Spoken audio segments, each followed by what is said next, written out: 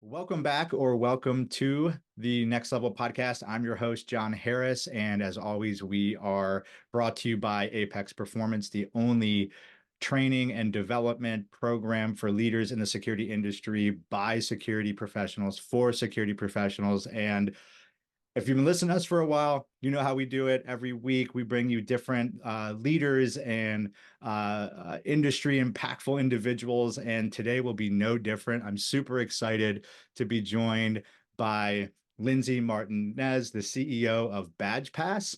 And we're going to have kind of a wide range conversation here today. She's going to tell us a little bit about kind of her background. Again, we always like to dive into the origin story of how folks get into the security industry, our unique past to be in, and then the impact that we're making today. Learn a little bit more about the company and what they do, and how she leads that organization, builds culture, and how she's making her way through the security industry. So Lindsay, welcome to the program. Happy to have you, and let's dive right in and tell us a little bit about yourself and how you got to where you are today. Awesome. Thank you, Jon. Thanks so much for having me. I'm excited to be here.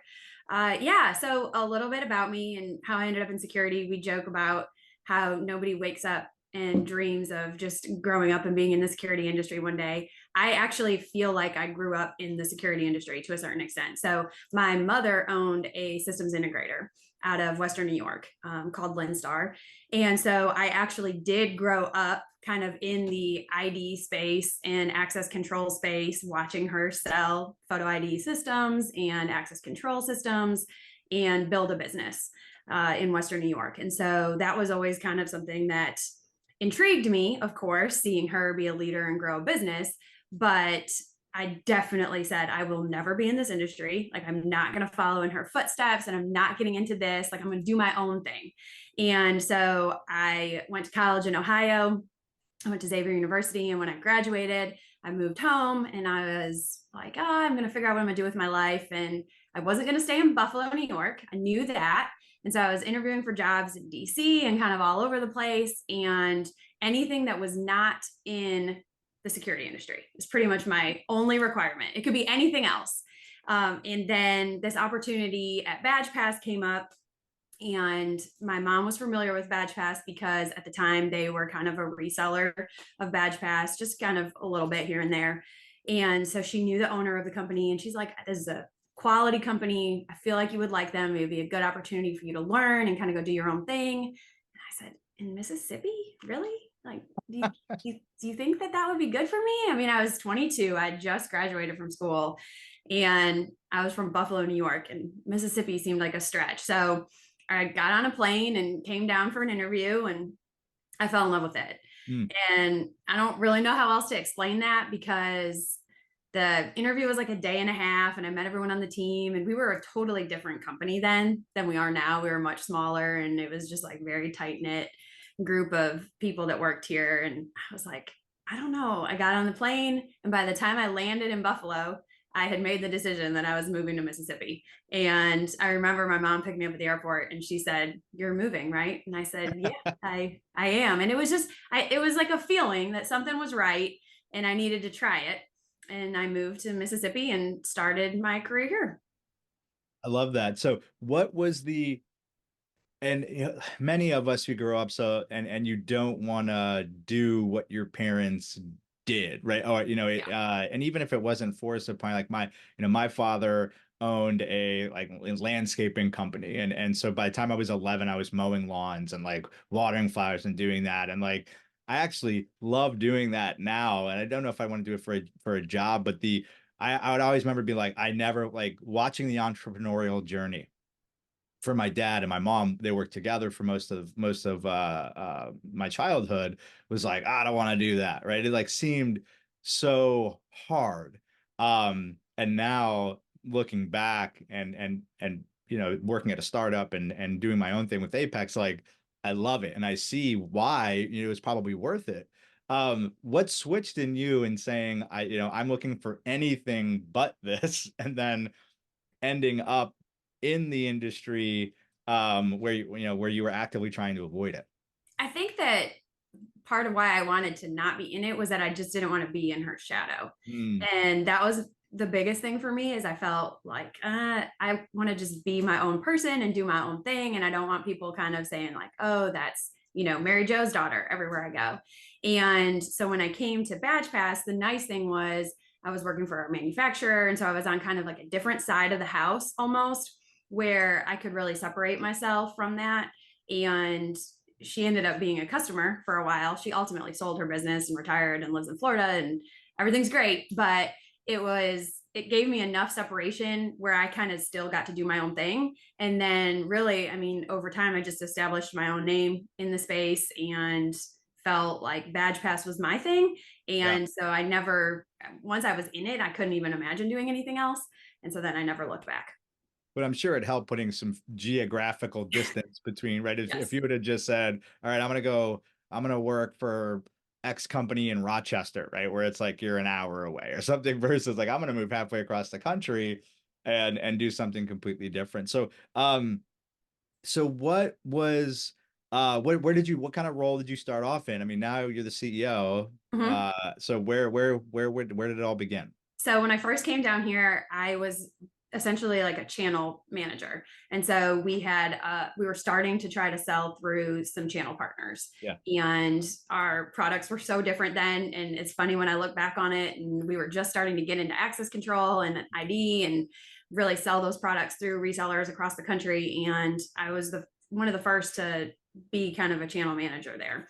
And Lord knows I really didn't know what I was doing. And I just figured it out, and we grew the channel. And then ultimately I was given opportunities to take on some of our direct sales side of the house.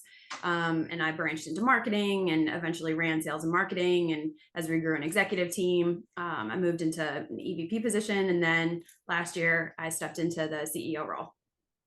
That's awesome. I think, it shows the excitement of getting into a company kind of I don't want to say at the ground level because, Badge Pass had been around before that. You get in though, and like, um, I mean, your fingerprints can be all over it. You're a part of that development. You're impacting the culture of the company. So I want to talk about that a little bit because coming in and kind of, you know,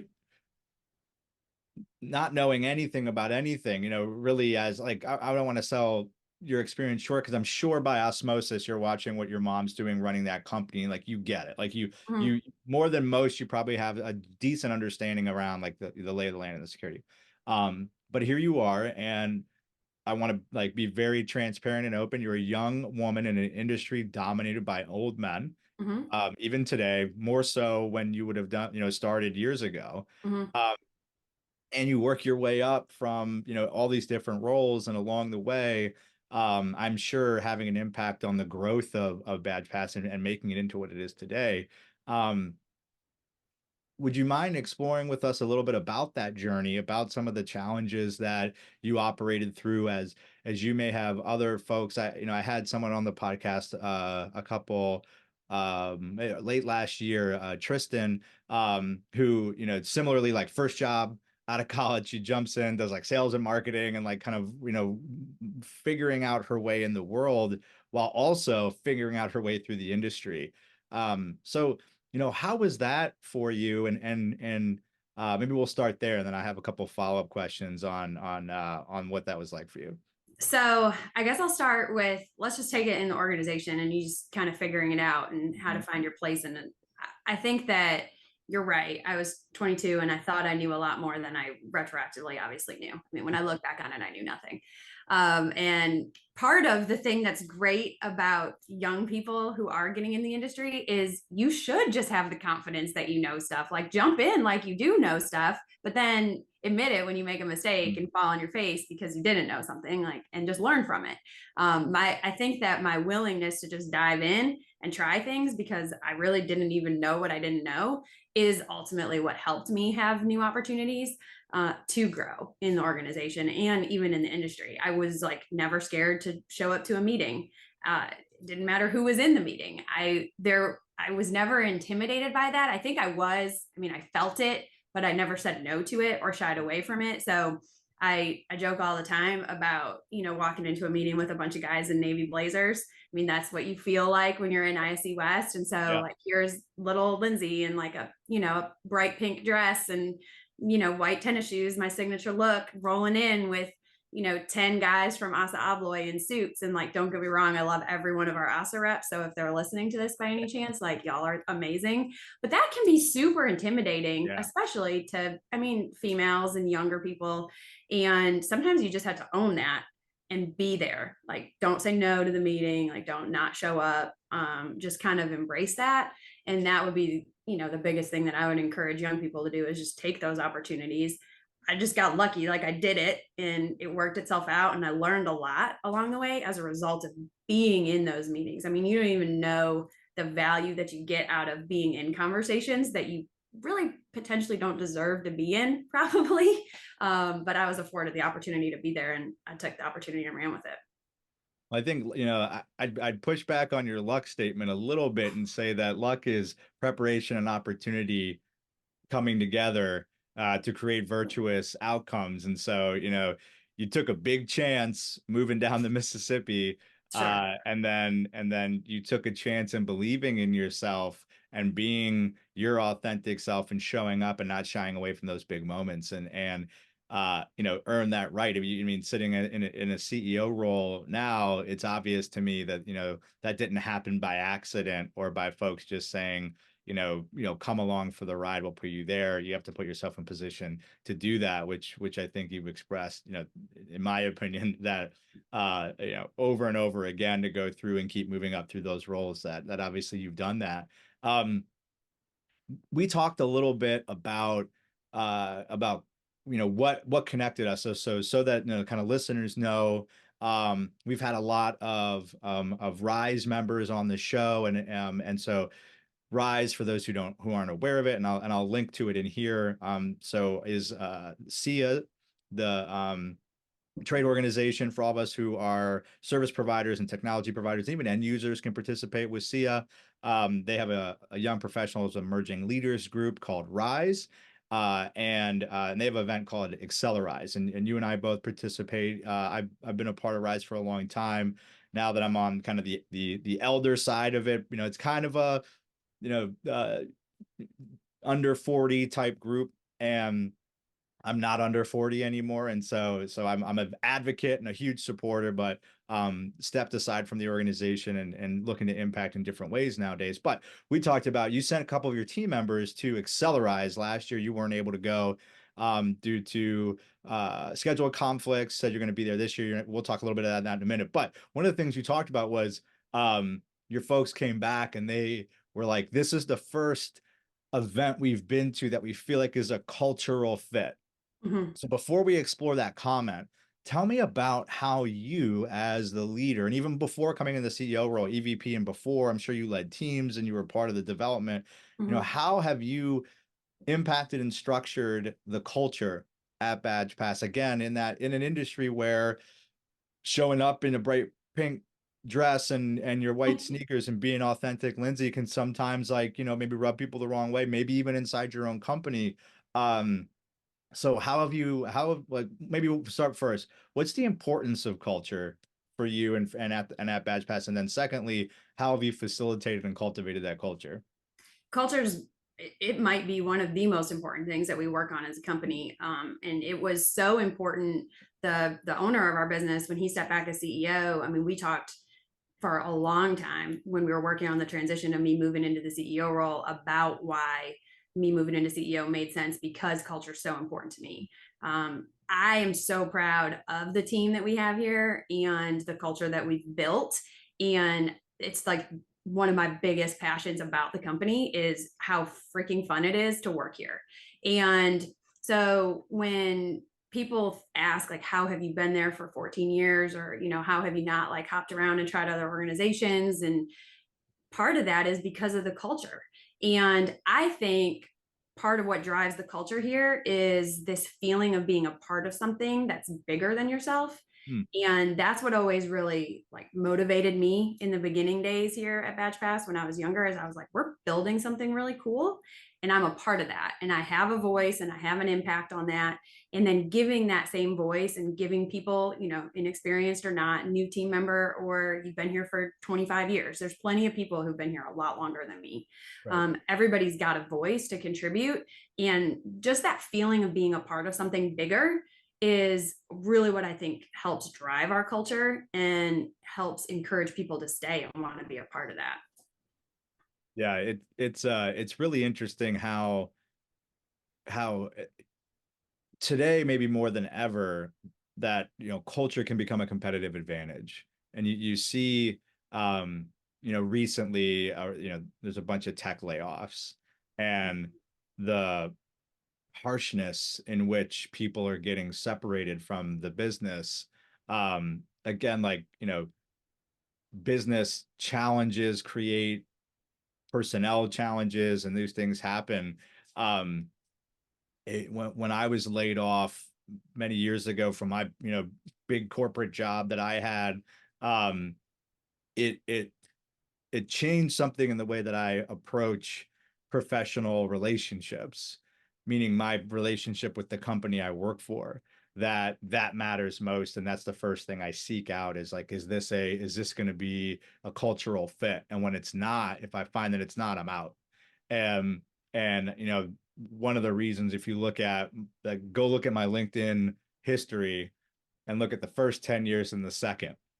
In the first 10 years, I stayed at the same place because comfort and and fear of the unknown kept me in one spot, not culture. When I was building my own culture and doing my own thing in those last 3 years, like that, but when that was all changing, then I made the change. And then when that was all pulled out from under me, when I realized the culture wasn't a fit, then I moved on. And so you can see the last 5 years, it's been, this isn't a good fit.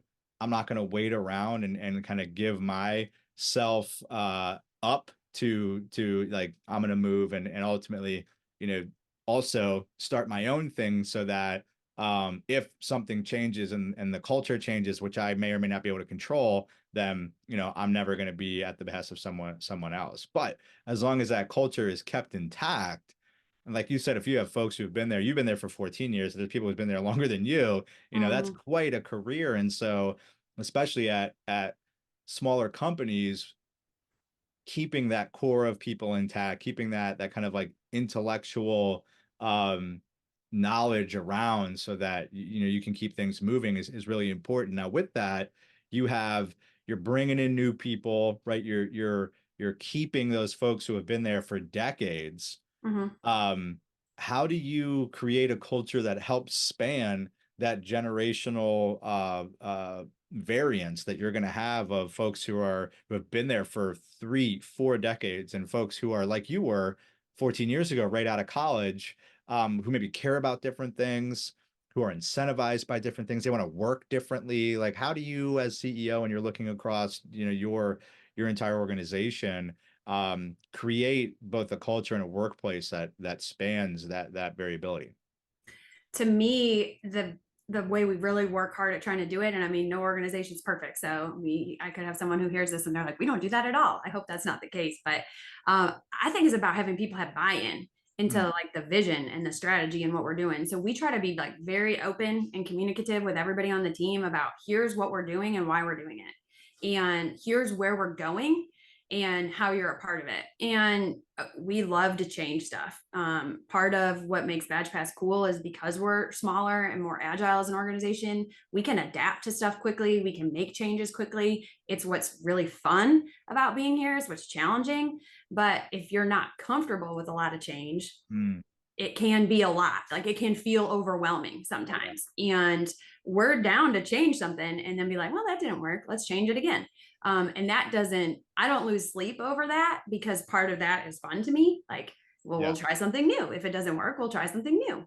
And that's, part of strategy and growing as an organization. But I know that not everybody in the company feels that way. And some people who've been here a really long time have already endured a lot of change as the organization has gotten to the point where it is now, and they may be a little bit tired of all the constant change. So what we try to do is by communicating why the change is important and how it fits into the big picture and where we're headed as a company, I hope that that helps people feel better about it. So even if you're like, man, we're changing something again, you're like, okay, I get why that's happening and I get what my specific contribution is and how I'm helping, with the big picture strategy, rather than like, I'm just over here doing my job and I don't know what this means or why they're up there doing this.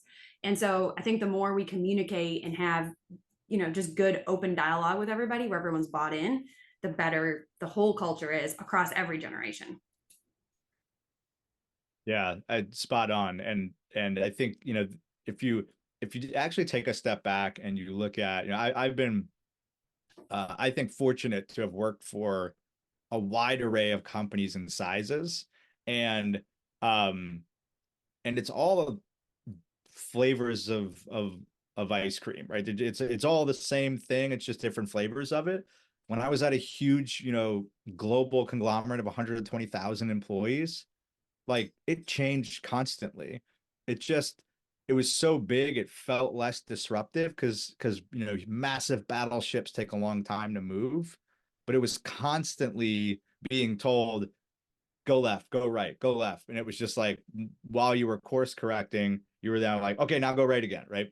Whereas when you're a smaller company, you're still the timing of the changes, but you can adapt faster, in my opinion, which can be good or bad, right? So when you can move quick, it can be a whipsaw. And folks can be like, oh, come on, Lindsay, like we just yesterday we said this and now we're doing this. And it's like, but I think the secret sauce that you've identified is that when you say, hey, we're going to try this and we're going to try it for this period of time, and like if we know it doesn't work, we'll try something different, and we won't get married to an idea just because we had it, which can be more problematic. Mm-hmm. All to say that like there's no perfect way to do it. It's being, I think, open. Jon Harris's unrequested opinion on the matter is, I would reiterate and agree with what you said, is just if you're open to listen and try new things, and then when they don't work, adjust, or if they don't work perfectly, tweak, and then rinse and repeat. I mean, that's really when you see companies that are successful over the long term, sustained success over a long period of time.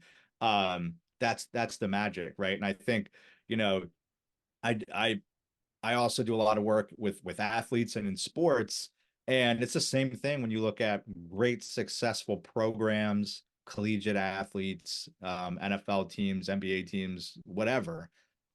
It's culture and it's processes, but in this day and age, it's also willingness to change and try new things and adapt, but keep your core values, the same. I think that's where you see, recent example, Alabama and Nick Saban. He has a culture that he did the same way at Alabama over and over and over again.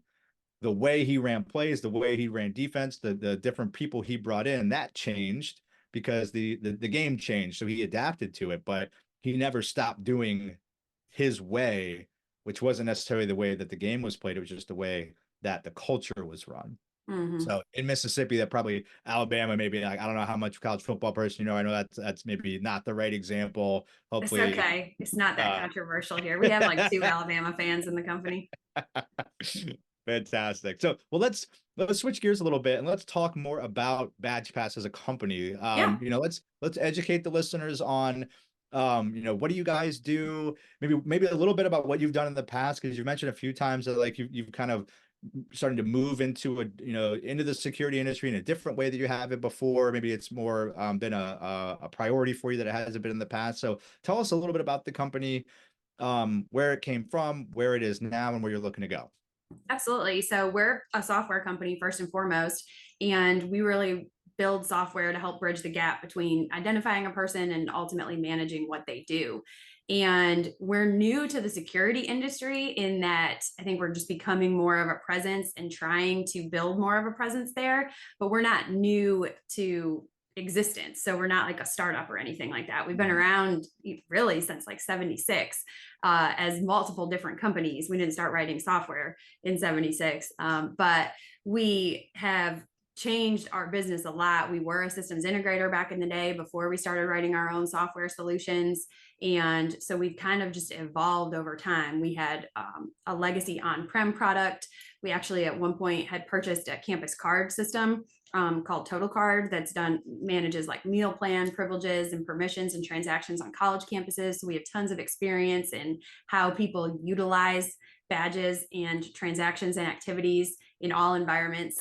Colleges probably being where they use them for the most things. And then Badge Pass One is really our flagship our product.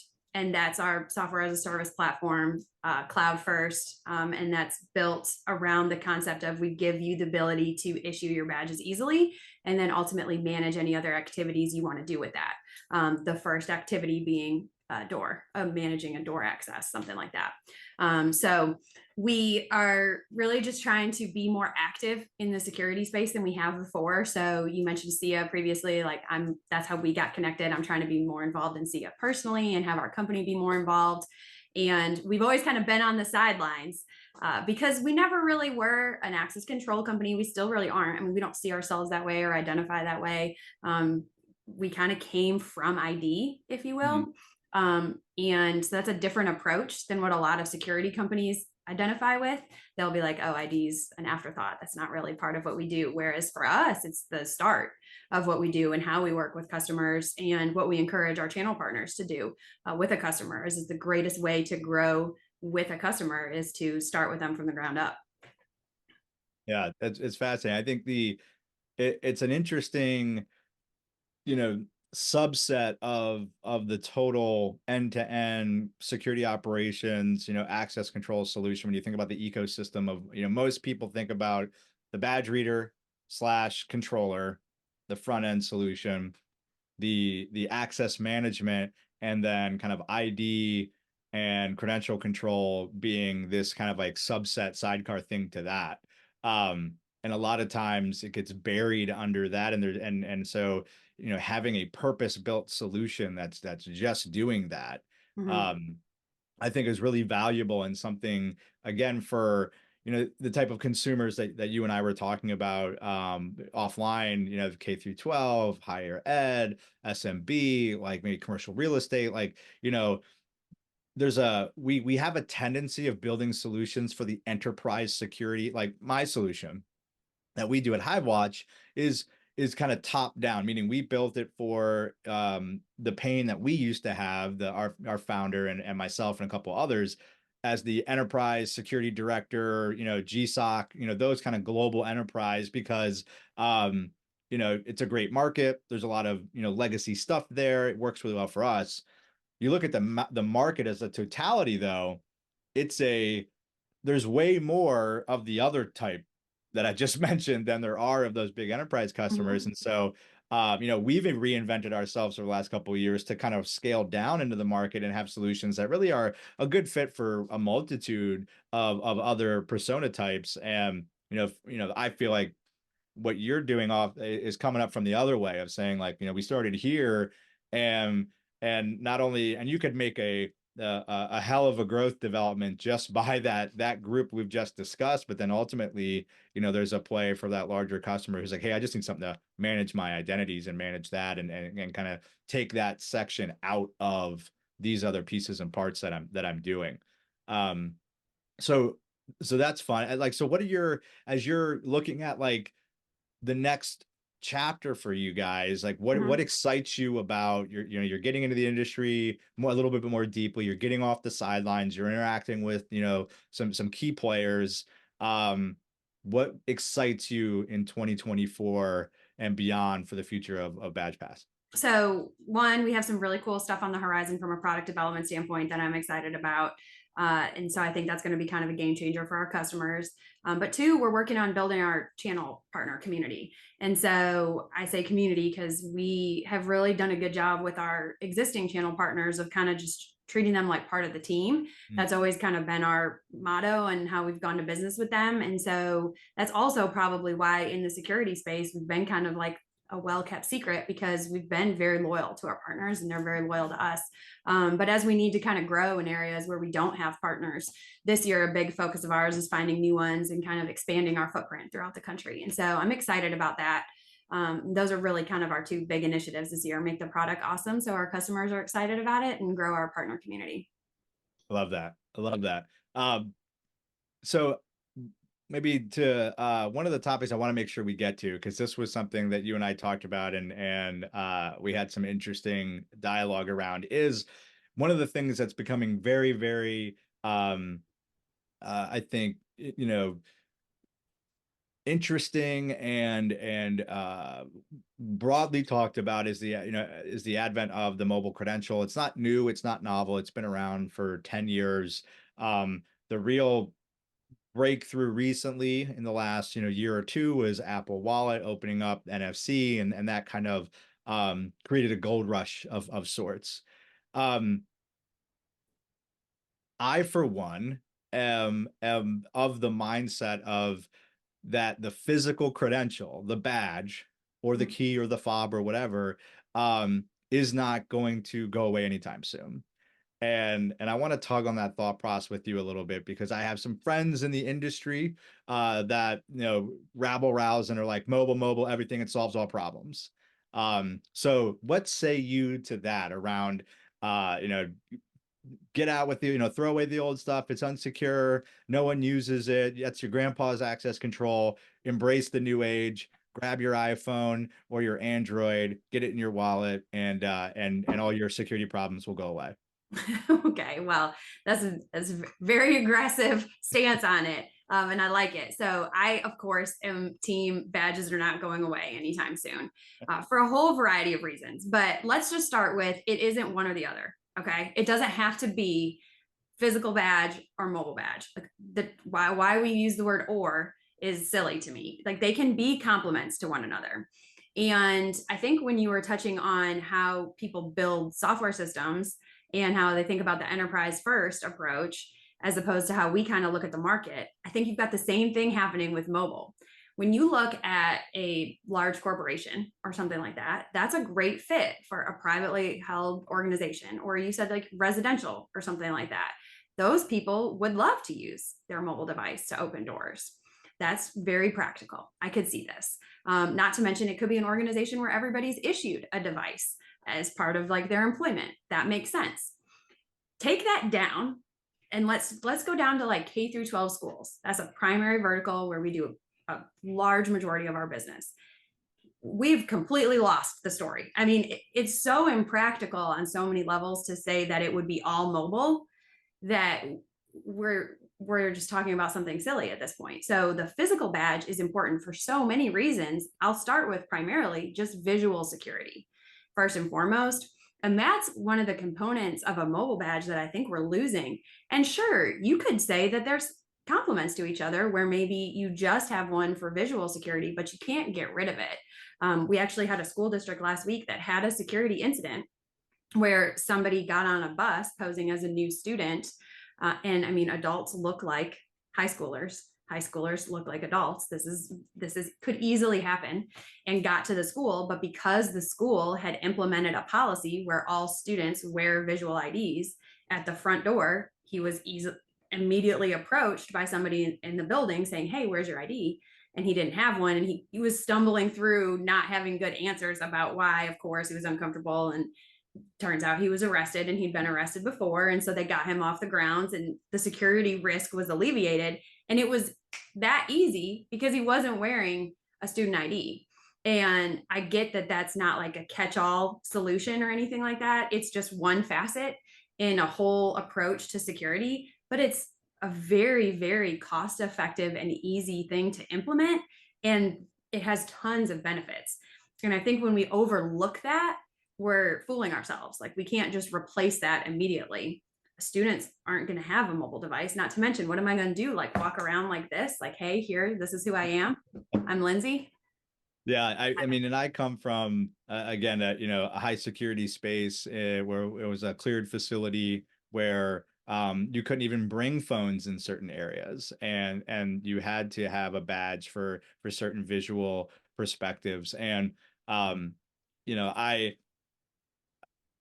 love the way you put it. It doesn't have to be a or, it's a and it's a complementary technology. And again, like I will I will be the first one to admit around like the security challenges with Wiegand and protocol and 125 kilohertz and the whole nine. I get all that. I understand it all.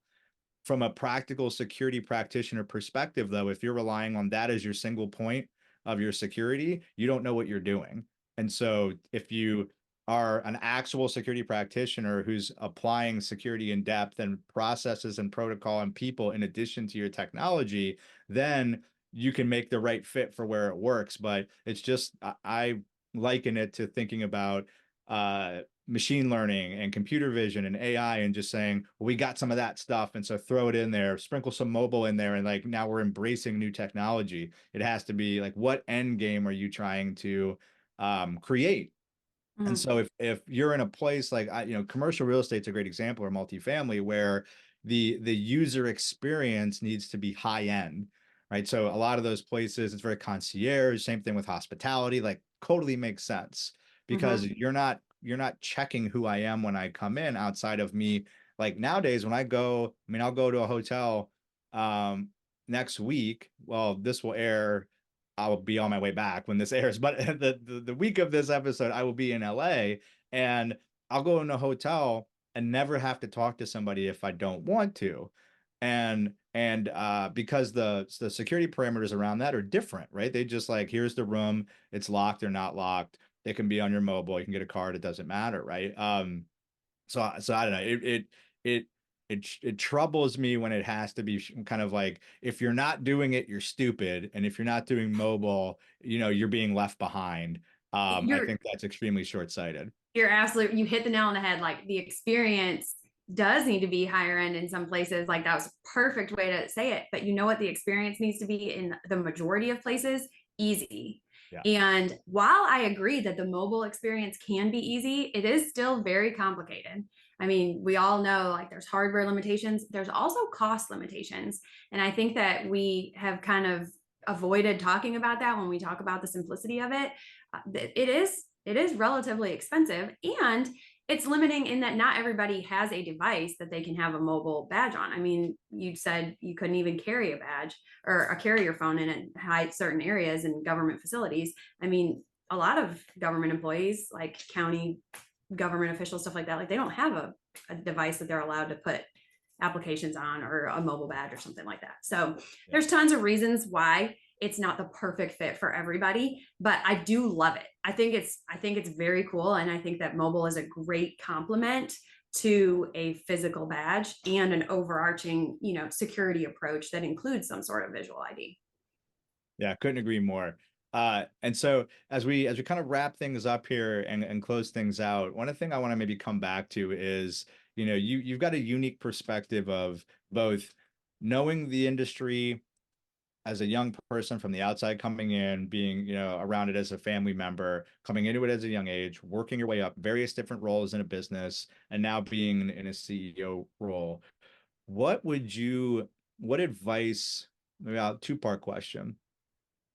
What advice would you give to that 22, 3, 4-year-old version of yourself? Um, to if you had to do it all over again, is there anything you'd do differently? And what advice would you give to yourself? Maybe start there and then I'll have a follow-up question. I would probably just say be less intimidated, just Hmm. own it. I did a better job of it as I got older. So somehow in my mind, I had thought that like 30 was this number where then I would be taken seriously. I don't know. I can't explain this to you. I don't have any reason for this. But somehow in my mid 20s, I was like, when I'm 30, that's when everyone will take me seriously. That's so silly. But if I had felt the same way about myself that at 30, at 24, that I did at 30, I don't know why. I mean, I guess I thought 8 years of industry experience at this point, like everyone's like, oh, you're an adult. But just own it, have confidence, and kind of just embrace it. Like, accept, hey, yeah, I'm 22 or I'm 24 and I'm new here, but I'm passionate, I'm enthusiastic, like I'm here to learn, and I have stuff to contribute even at a younger age or at my experience level. And then in addition to that, is there anything different from that you would tell yourself that you would advise or guidance that you would give to that young person, um, either in the industry who's been in for a few years trying and kind of trying to find their way or looking for what's next, or someone who is brand new, and either way trying to find their way, their path, and maybe not even in the industry but just in general, right? You're a young person, you're at a company, you're trying to figure things out. What advice would you give to someone who is like you were then? And I guess anything expanding on what you just said or anything different than you just said. So one I've had a lot of conversations with younger people, and my sisters are a lot younger than me. So sometimes I'll talk to their friends and I'll hear conversations about things where there's a lot of like questioning your employers that happens, or like mistrust or unease about your employers somehow in the younger generation that I don't think used to exist. I don't know. We can maybe thank TikTok for this or something. I don't know. But part of me thinks like if you're not sure about why something's happening, or you think you know something about why your company's doing something, or why don't you just ask, instead of making up a story in your mind about like, oh, they're out, they're doing this to, do wrong by all of us, all the employees, or like they changed this policy because they want us to not be happy here. I guarantee most employers want their people to be happy there. Like, I do not think that most people who run a business wake up in the morning thinking like, how can I make my employees miserable? That would be so silly. And so I think that everybody just struggles with communication, and probably the bigger a company gets, the harder it is to convey, here's why we're doing stuff. And I mean, we have to work hard at it, and we're still a smaller company. So I would encourage young people to just ask, like inquire. If you want to know stuff, like ask and try to get involved in stuff in the company. Like, and then still, if you end up not being happy there, or the culture's not a right fit for you, sure, then you can move on. But don't just assume things are, one way without being involved or trying new things within the organization, or asking your manager or other people and stuff like that. Because you can grow within a company without necessarily having to move to other ones if you try and put in the work, and if it's the right fit for you. Again, if it's some toxic culture or something like that, then sure, get out of there. That's great advice, and I think the takeaway there, in my opinion, is be a part of the solution that you're wanting to see.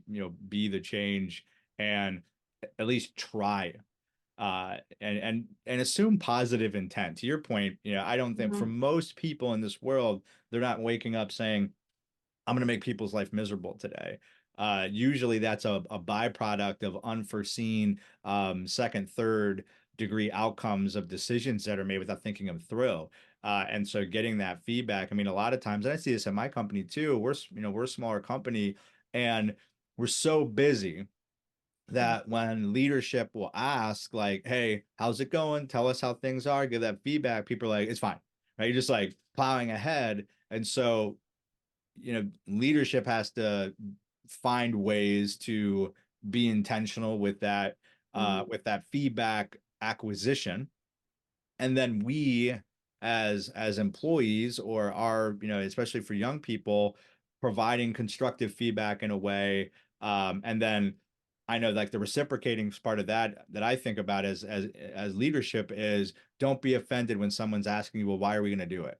Why are we doing Mm-hmm. it that way? Because if they're asking, it means I've failed to communicate effectively. Because when I communicate myself, I should say, and this is why we're doing that, Mm-hmm. so that it comes across in a way that can be easily received. And if they still don't get it, it's my job to resolve that. And then if it's less of a I don't understand versus I don't agree, then that discussion evolves and becomes something slightly different. But I love that concept of get in the game, be a part of it, help move the needle, contribute, create, you know, do things to make it the place that you want to be. Again, if it's this like cesspool of cultural negativity, that might be harder, but you can still design like your little bubble of influence. I always say there's three things we control in this world: effort, energy, and attitude. And if you're focusing on those things, trying hard each day, having a good attitude, and bringing positive energy, then that's going to go a long way in and of itself. Yeah. So where can people find, people are interested about Badge Pass, they want to learn more about it, they want to learn more about you, what you guys do, your product, where can they find you? You can find us on our website, badgepass.com. We're also all over LinkedIn. I'm pretty sure that our marketing team has us on TikTok now. So Lord knows you can find us there. Instagram, we're everywhere. So look us up. Awesome. Well, Lindsay, I'm so glad we had the opportunity to sit down and talk. I'm excited to see, what continues to become of Badge Pass as you guys grow and create greater impact and connected in the security industry. And thanks again for sharing your story with us and being a part of what we're trying to do. Yeah, I had a blast. Thanks so much for having me, John. Awesome. Let's go do great things.